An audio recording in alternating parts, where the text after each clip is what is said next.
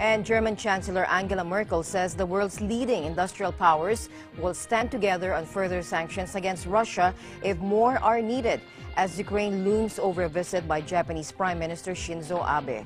Our European Bureau Chief, Malu Francisco, reports. Malu?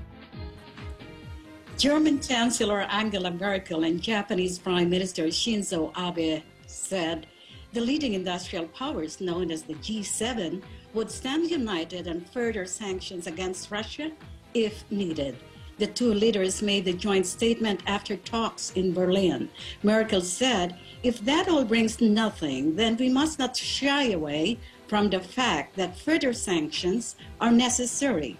Until now, we have always found a common way in all of the G7 statements which we have put together, and I don't see any problem why we can't find common ground concerning the next steps. The Japanese Prime Minister was in Berlin Wednesday as he began his 10-day tour of Europe for trade and security talks. At the press conference in Berlin, Abe made it clear that continued dialogue with Russia was also important. He said that the G7 has to be united in talking with Russia to solve the situation as quickly as possible so that the people in Ukraine can return to their peaceful days. German reports meanwhile mentioned that the German and Japanese leaders also reviewed the talks between the European Union and Tokyo to forge a trade deal which Merkel said is likely to be signed next year.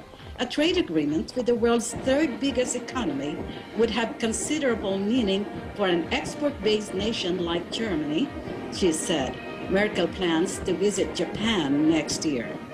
Chancellor Merkel voiced the hope that Japan would win its long battle against deflation, but said Europe did not face the same immediate threat and had no need to imitate Japanese-style stimulus measures.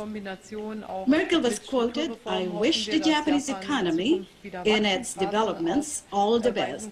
We're very dependent on each other in the world economy, and in the combination with structural reforms, we hope that Japan can return to a growth path and therefore overcome the deflation problems which affected Japan a lot." The Japanese Prime Minister will also visit Great Britain, Portugal, Spain, France, and Belgium. He will also meet with NATO and the Organization for Economic Cooperation and Development.